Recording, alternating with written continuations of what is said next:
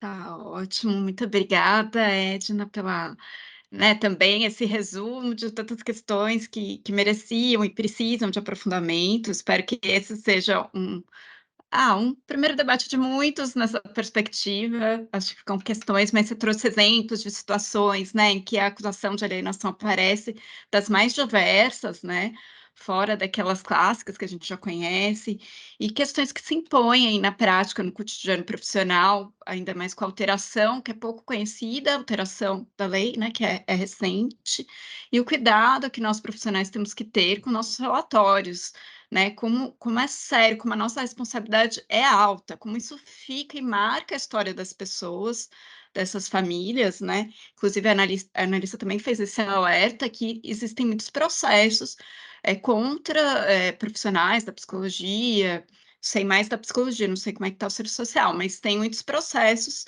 em relação a essas questões, processos éticos nos conselhos. Então, a gente tem que ficar muito atenta, refletindo, né? Eticamente sempre, né? E assim, só uma observação que a sua fala me trouxe alguns relatos de casos que a gente acompanhou direto ou indiretamente, mas uma fala que marcou muito de uma mulher num atendimento, até no UBS, ela falou: meu ex-marido falou que se eu for questionar a pensão, ele vai me acusar de alienadora. Se ela, numa outra conversa breve ali de pé, ela se sentindo chantageada, ameaçada, então eu vou ficar quieta, né? Porque senão eu vou perder meus filhos. Ele falou que eu vou perder. Enfim, como isso é comum, né? Como se tornou comum esse tipo de chantagem, de ameaça, né? E um outro caso em que o pai não quis assumir a paternidade quando a criança nasceu, não se sentia pronto, e depois de 5 anos ele volta querendo exercer paternidade e a criança não queria ir com ele, né? E essa mãe foi acusada de alienadora. Por que será que a criança não quis ir com ele? E a gente fica pensando se fosse ao contrário, né? Se uma mulher não se sente pronta para ser mãe, tem outros projetos e some aí 5 anos, quando ela volta, como que ela é considerada, né? Na nossa sociedade, como ela é vista? Ai, que bom, ela voltou, ela quer ser mãe agora, que legal. Que foi assim que esse pai foi recebido quando voltou, enfim.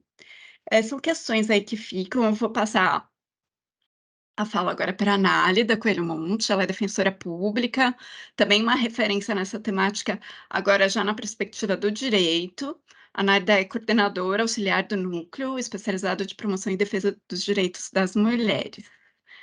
Nálida, para você agora, uns 40 minutos para você compartilhar com a gente seus conhecimentos sobre esse tema. Obrigada Obrigada, pela Ana. presença. Imagina, obrigada, Ana. Bom dia a todos e todas. Primeiro eu queria agradecer e parabenizar a Marília pelo convite, eh, dizer que é um prazer estar debatendo esse assunto, mais uma vez com a Edna, né, a gente já se conhece de oportunidades e circunstâncias anteriores. A Anna-Alice eu nunca tinha estado com ela no debate, mas já tinha visto, obviamente, assim como conheço toda a produção científica em relação a esse assunto.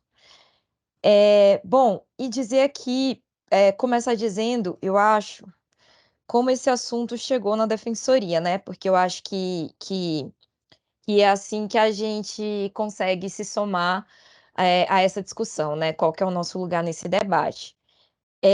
Esse assunto, ele chegou para a gente, né, no núcleo, como a partir de demandas, né, do movimento de mães, que passaram a se organizar em coletivos que debatiam esse assunto, né. A gente atendeu, em diversas oportunidades esses coletivos de mães que, de um modo geral, reivindicavam 2 coisas, né. A primeira, um posicionamento institucional da defensoria em relação a esse assunto, a essa temática, né, do ponto de vista jurídico, e reivindicavam também, um atendimento, jurídico, uma assistência jurídica individual a essas mulheres que passavam por um processo significativo, de sofrimento psicológico em razão dessas demandas, jurídicas que, né, essas demandas que eram traduzidas, no judiciário como, ações de alienação parental, né, como respostas a denúncias de violência doméstica que essas mulheres apresentavam perante o judiciário, assim também como respostas, a eventuais, denúncias de violência sexual contra crianças e adolescentes, certo? E que essas mulheres passavam por um sofrimento em decorrência das ações judiciais que passavam a responder, como consequência da elaboração dessas denúncias, né, e também, de uma privação de contato com seus filhos e filhas, ou com uma ameaça dessa privação de contato sempre iminente, além, é claro, de um empobrecimento, financeiro, em razão dessas demandas judiciais, né, dessas inúmeras demandas judiciais. Então foi assim que esse assunto chegou na defensoria, né, a partir desses coletivos, né, e quando essas demandas elas chegam, através de movimentos sociais, né, a gente no núcleo, tenta compreender o assunto, do ponto de vista jurídico, em certa medida, conseguir transformar essa agenda, de movimentos feministas, traduzir essas agendas, para o judiciário, né. E foi assim que a gente fez. Então, inicialmente, a gente convidou a Analice, para fazer um debate mais crítico sobre essa lei, porque eu posso falar por mim, né, como eu aprendi esse assunto na faculdade, era como uma lei revolucionária que protegia crianças e adolescentes e propiciava, a convivência familiar, né, é isso que se escreve, na verdade, né, em todos os livros de direito de família, em todos. E então, de fato, o cenário que a gente vivencia é uma ausência de debate crítico, né, em relação a essa lei. Então, acho que esse foi o nosso primeiro passo. Num segundo passo, um pouco mais apropriadas sobre os aportes e referenciais teóricos em relação à lei de alienação parental no Brasil e num contexto mundial também, construir um posicionamento técnico do núcleo sobre isso. E depois a gente ingressou num debate jurídico mais estratégico perante tribunais superiores, né, com a ADI no STF que tratava sobre esse tema, né, que tratou sobre esse tema. Então, acho que essas foram as nossas intervenções. Além, é claro, que a gente, né, nesse cenário de atuações, a gente também chegou a instar os conselhos profissionais a nível nacional, né, o de psicologia, o de serviço social, para debaterem esse assunto, considerando que, no nosso ponto de vista, no nosso entender, a lei de alienação parental violou algumas normas éticas, de orientações que deveriam ser dadas, na verdade, por conselhos profissionais e não pelo legislador, né. O modo como a perícia, deve ser realizada, que documentos que devem ser analisados, né, que na verdade são normas que orientam, do ponto de vista ético e do ponto de vista profissional, o modo como, né, esses profissionais devem agir. Então me parece que essa não devia ser uma função, do legislador, mas dos conselhos, né. Inclusive também, o tratamento que a própria lei de alienação parental dá a essa terapia compulsória, como algo que pode ser imposto pelo judiciário e que a pessoa que não se submeter a essa terapia estaria sujeita a consequências jurídicas, evidentemente, né. Então, a gente chegou a instar também, a fomentar esse posicionamento dos conselhos profissionais em relação a esse tema. Foram essas as nossas atuações, né, em relação a isso. Por isso que eu vou até deixar de fazer um debate de mérito sobre a cientificidade ou não da síndrome de alienação parental, o modo como isso foi incorporado ao nosso ordenamento jurídico, né, de uma forma como a Analícia e a Edna já sustentaram em suas falas, extremamente atécnicas, né, para fugir desse debate sobre a ausência de cientificidade da lei. Nossa alternativa, legislativa foi simplesmente mudar o conceito. Ao invés de dizer síndrome, vamos fugir da polêmica utilizando a expressão ato de alienação parental, mas que nem por isso, essa alternativa legislativa, ela deixa de ser a técnica, né. Acho que esse tema já foi bastante, a ausência de cientificidade desse conceito já foi bastante abordada aqui nas falas anteriores, mas eu queria reforçar também na minha fala algo que já foi abordado anteriormente, sobre o contexto de aprovação da lei de alienação parental, destacando aqui a baixa densidade democrática na aprovação dessa lei, né, que é evidenciada no tempo da aprovação do PL, que foi de 20 meses, quanto os debates promovidos acerca do tema, né, e mesmo recentemente, os debates que envolveram a revisão da lei, eles foram um pouco mais amplos, mas ainda assim, né, eu cheguei a acompanhar algumas audiências públicas em relação ao tema que foram presididas, pela senadora Leila Barros, mas a ideia, o enfoque que ficou ali, ficou mais no campo de que a lei estava sendo equivocadamente aplicada, o que na verdade ainda é uma visão simplista, né, sobre esse problema. Para mim, eu acho que esse debate ele ficou absolutamente restrito ainda e atécnico, sobretudo porque as alterações sugeridas e as alterações que foram de fato implementadas na lei no ano passado dizem respeito a questões relacionadas à perícia. E aí, se a gente considera os posicionamentos recentes também, tanto do Conselho de Psicologia como do Serviço Social, orientando inclusive a não utilização do termo ou menos ainda, né, dizendo sobre a impossibilidade de se chegar a um diagnóstico sobre a existência ou não de alienação parental, dá um pouco do tom sobre que não se trata de uma simples aplicação equivocada da lei, né? Então, me parece que a questão ela fica mais na ausência de um estudo responsável, apesar dessa lei já ter mais de 10 anos, né? De um estudo longitudinal sobre essa lei, né? Como a Analícia ressaltou, onde a gente possa ter dados, né, que de fato comprovem essas falácias, né, ou essas informações que pessoas que acham que a lei de alienação parental é necessária defendem, né? É muito comum a gente vê estatísticas como, são 10.000 ou 20.000 crianças atingidas, anualmente pela lei de alienação parental, e se estabelece consequências também, no comportamento dessas crianças e adolescentes na fase adulta, né, mas o que a gente percebe é que, passados 10 anos, não tem nenhum tipo de estudo, de impacto, estudo longitudinal em relação à existência da alienação parental e de eventuais consequências da alienação parental, para crianças e adolescentes na vida adulta, né. Então, acho que esse, né, me parece que talvez seja o ponto de maior fragilidade, né, nessa lei.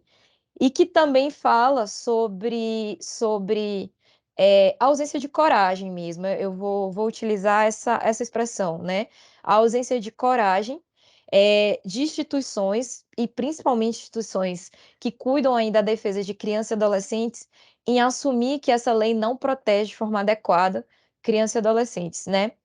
E que todos os mecanismos de proteção que são previstos na lei de alienação parental, eles já existiam no ordenamento jurídico, né, anteriormente, de forma esparsa, e eles eram aplicados, com base num foco exclusivo, que era o melhor interesse da criança e do adolescente.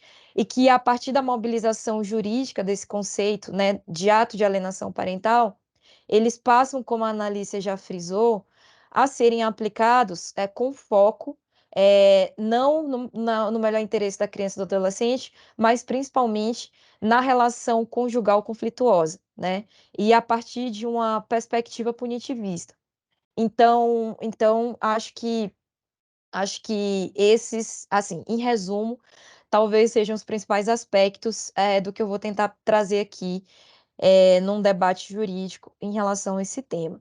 Então, para a gente tem levantado o debate jurídico, centrado nesses aspectos que eu já falei, né, mas e principalmente ressaltando o impacto diferenciado para as mulheres e, por consequência, uma afronta à igualdade, em seu sentido material e substancial, né, na existência da lei de alienação parental, o desrespeito ao metaprincípio da proporcionalidade, o desrespeito à autonomia e à privacidade, das mulheres, e ainda, faz um debate, marginal, né, porque a gente não é protagonista nesse debate, mas como isso afronta também o livre exercício da profissão E aí a discussão, e aí é esse debate que os conselhos profissionais têm que levar mais adiante.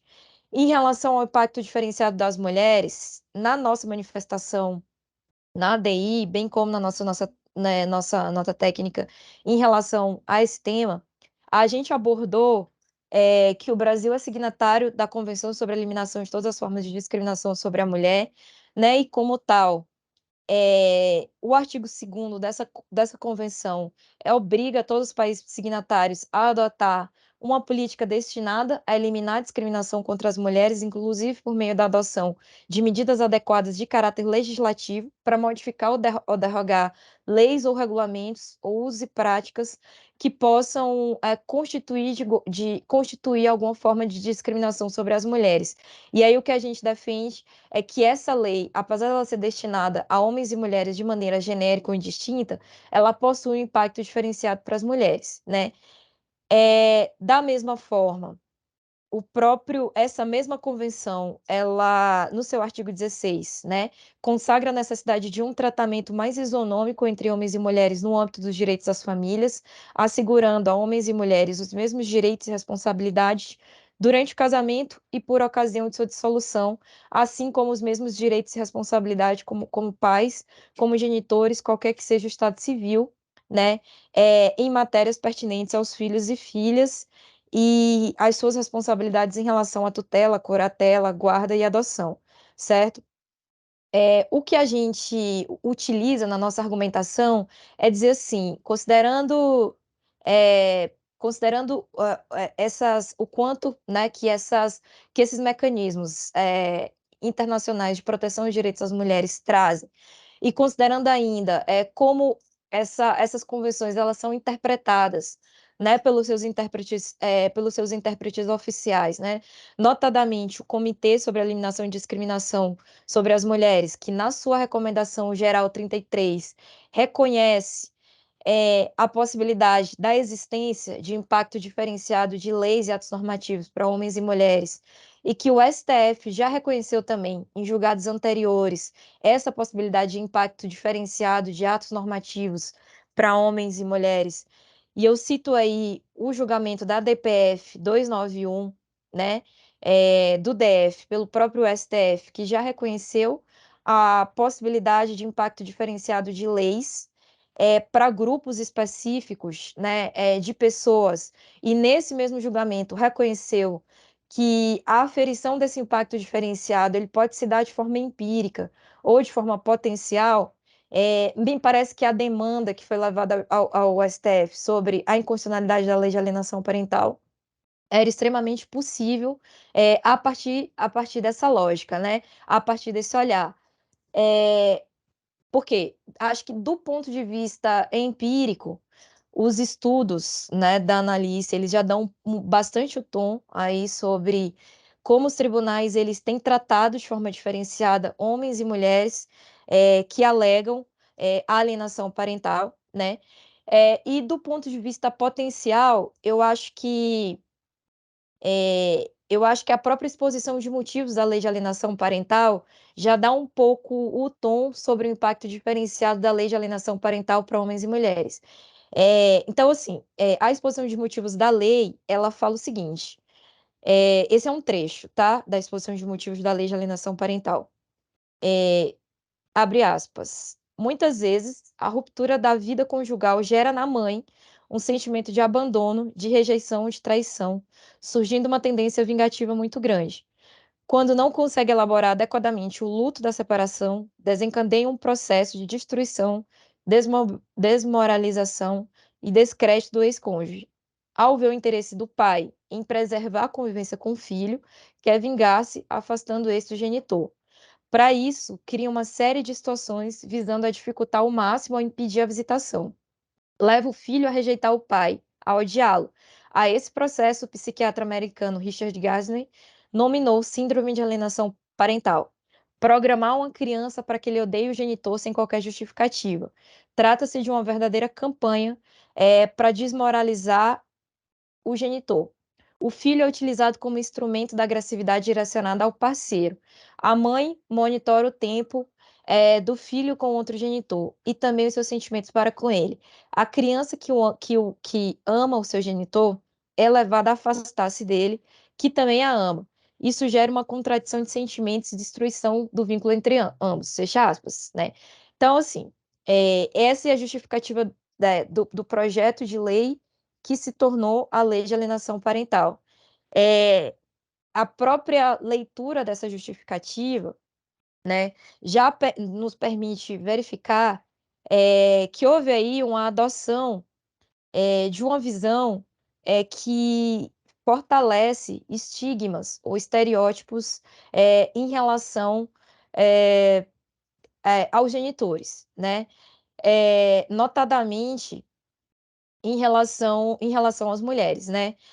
Uma redução aí das mulheres a uma condição de seres, marcados pela irracionalidade e que são guiados exclusivamente por instintos, né, motivados por sentimentos de vingança, de raiva, e isso acaba contribuindo, como a Annalice e a Edna já ressaltaram, a partir dos estudos que elas fizeram, para a formação de perfis, né, de quem que são os alienadores ou as alienadoras, né, e quem que são as vítimas desse processo de alienação, as supostas vítimas, né. Então, é isso, né.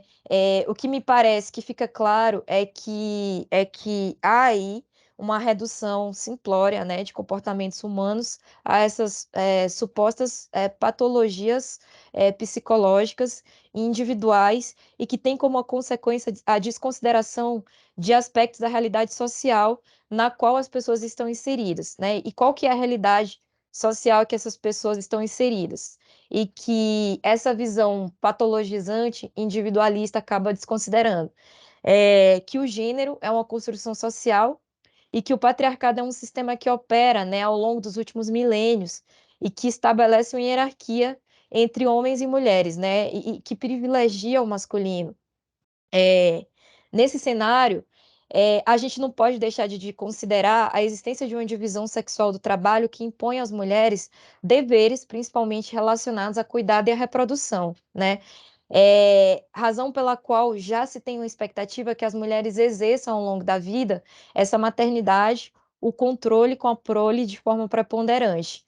É claro que com isso, o meu objetivo com essa fala não é reificar aqui, o papel das mulheres, né. Eu, particularmente, não tenho a menor vergonha de assumir que eu sou, uma pessoa, antes de tudo, feminista, né. Eh, e que todas as análises que eu faço em relação a qualquer tipo de problema parte dessa visão, né. O que eu acredito que não anula, um posicionamento técnico em relação a isso. Me parece que é muito importante situar, né, quais que são as consequências políticas de se assumir qualquer posicionamento técnico em um sentido ou em outro, né. Partindo do pressuposto de que, não existe nenhum é impossível, né, você discutir qualquer assunto numa sociedade desigual a partir de uma neutralidade, ideológica, né. Porque isso tem efeitos. O efeito disso é o fortalecimento das desigualdades, né, das desigualdades que estão postas. Mas então, assim, o meu objetivo é óbvio, não é aqui, eh, não é, contribuir para o reforço das mulheres nesses papéis, de desigualdade, de desigualdade na posição de cuidado em relação aos filhos, né, não é isso. Mas é considerar que é um fato dado, né, que essa desigualdade em relação à responsabilidade parental ela existe, né, e que essa desigualdade ela não pode ser deixada de considerar na elaboração, na formulação de políticas e de respostas judiciais em relação a esse assunto, né. Então, é isso, né. Esse é um aspecto que eu queria deixar claro. Um outro aspecto é que a situação de litígio conjugal, nas varas de família, ela não ilide essa realidade, né? A de que a responsabilidade parental é desigual e recai quase exclusivamente sobre as mulheres. Então, essa lei de alienação parental, ela parece conter a expectativa de que essa ausência de equidade da divisão de responsabilidade parental que existe, né, durante toda a união estável, durante todo o casamento, existe há milênios, né? Ela seja alterada e ela seja reduzida a uma simples picuinha, né? Aos sentimentos mesquinhos de vingança. É, o que, na verdade, né, é a ideia de que as mulheres elas têm uma tendência a serem mesmo a figura central de cuidado em relação, né, aos seus filhos e filhas. Então, a construção desse estereótipo de mulher alienadora, né, e a consequente repetição ou reprodução dessa estigmatização no cotidiano do sistema de justiça, sem dúvida, compromete, e eu diria, a imparcialidade até dos órgãos jurisdicionais e, por consequência, impede o acesso à justiça, das mulheres, né? E um outro ponto de fundamental relevância que não se pode ignorar é que a existência da acusação, a existência de acusação de alienação parental, ela tem sido usada por genitores em processos nos quais têm sido acusados de violência, né? Doméstica contra suas companheiras, contra suas consortes, como a matéria de defesa. Então, nesses casos, é comum que se considere, sobretudo em juízos de família, que se as agressões físicas elas não são dirigidas às crianças, né, a rejeição das crianças a seus genitores, ela seria injustificada, desconsiderando-se os agravos psicológicos ou os danos emocionais a que uma criança pode estar submetida ao ter vivenciado situações de violência contra uma figura de afeto, né, que são as suas genitoras. Então, atento a essa questão, eu citaria aí uma pesquisa das condições socioeconômicas e de violência doméstica familiar contra a mulher, publicada pela Universidade Federal do Ceará, em parceria com o Instituto Maria da Penha, e que se propôs a investigar a experiência da violência doméstica durante a infância, né? Em que ainda que a violência ela não fosse diretamente dirigida ou infligida a crianças e adolescentes, ela era presenciada em mais da metade do caso por essas crianças e adolescentes, e que, em alguma medida, isso geraria um impacto nessas crianças e adolescentes.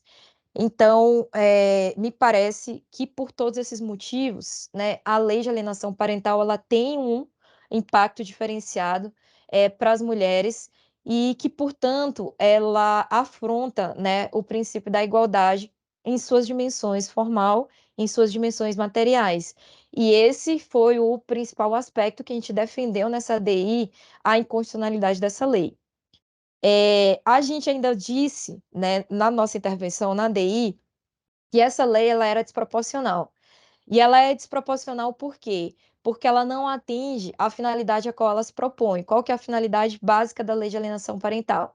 A proteção de crianças e adolescentes, né? E essa lei ela não protege de forma adequada crianças e adolescentes. Por quê? Porque é, por que que ela não protege? Porque, primeiro, todas as medidas que são previstas na lei de alienação parental, declarar, por exemplo, declarar a ocorrência da alienação parental com advertir o alienador, ampliar regimes de convivência, estipulação de multas, determinação de, determinação de alteração da guarda, né, determinação, enfim, da fixação cautelar de domicílio. Então, todas essas medidas, né, elas já estavam presentes, de algum modo, na própria legislação. E elas eram aplicadas com base no critério do superior interesse ou do melhor interesse para a criança e adolescente. E agora passam a ser aplicadas apenas com caráter sancionatório, né? Ou seja, o foco passa a ser não mais a situação ou o interesse da criança ou do adolescente, mas a conjugalidade, né, passa a ser o centro da intervenção. E essa lei também ela é desproporcional porque ela falha no teste de adequação, né, que é aí um dos componentes da proporcionalidade em sentido estrito. Por que que ela falha, no teste da adequação? Porque é um fato, né, que a maior parte, da violência sexual, ela ocorre, em contra crianças e adolescentes, tem como vítimas crianças e adolescentes no contexto de relações domésticas, né. São meninas, são violências sexuais de caráter crônico e em contexto de afetividade ou de domesticidade. É isso que os dados nos dizem, né, sobre a ocorrência de violência sexual. E, ao contrário então do que determina a doutrina da proteção integral, que é reforçada por convenções internacionais de proteção de crianças e adolescentes, nas quais, passa-se a se considerar crianças e adolescentes como sujeitos de direitos, né, e que orientam que o relato ou o depoimento das crianças de crianças e adolescentes, eles sejam valorados, né, o que a lei de alienação parental acaba por ter como consequência, acho que tem um microfone aberto, que tá dando um pouco de interferência. Acaba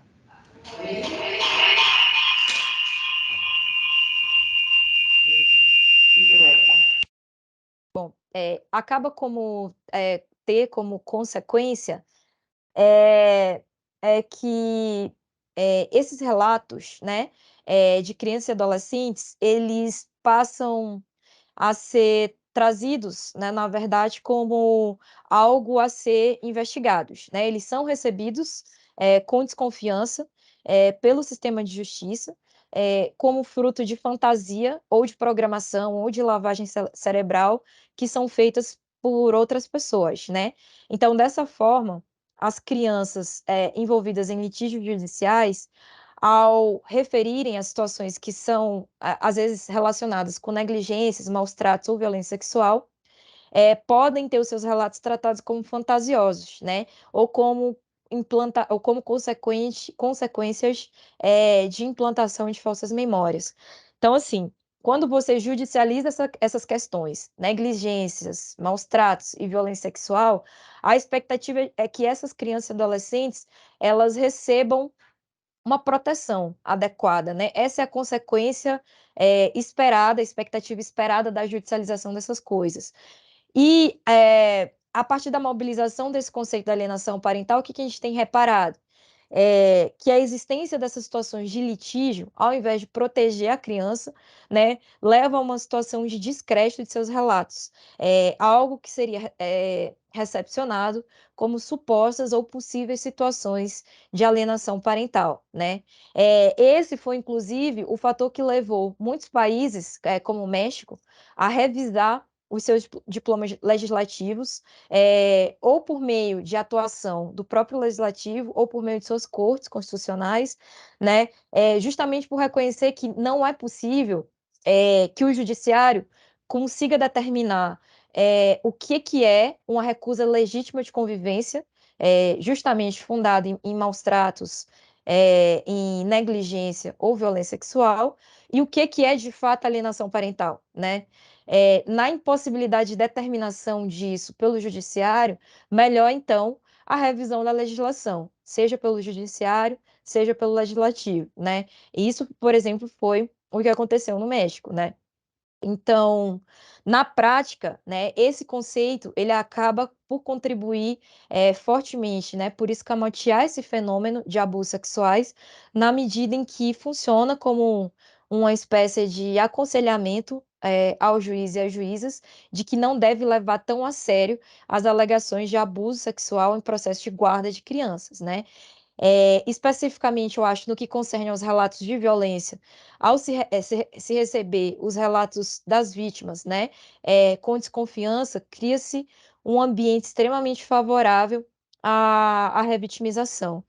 Então, por tudo isso, né, eu acho que a lei de alienação parental, assim, na nossa concepção, ela também não protege, de forma adequada crianças e adolescentes. Essa qual que foi o destino dessa ADI, né. Essa ADI ela foi, infelizmente, o STF acabou extinguindo essa ação sem entrar no mérito desse julgamento, por questões meramente processuais, né. Ele considerou que a entidade que ajuizou a ação, ela não teria uma representatividade adequada para litigar no STF em relação a esse tema, né. O STF acabou considerando que a entidade que ajuizou a demanda, ela não tem, não teria uma comprovação, de caráter nacional da sua atuação, assim como também não teria uma pertinência temática adequada, para